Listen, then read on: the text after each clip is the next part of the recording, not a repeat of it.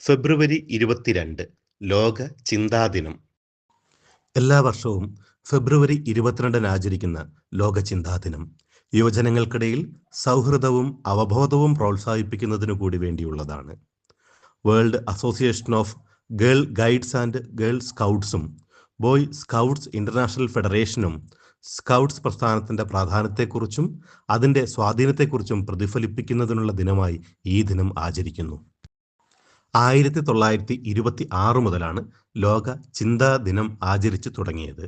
പിന്നീട് 1932 മുതൽ ഈ ദിനം ഔദ്യോഗികമായി ആചരിച്ചു തുടങ്ങി.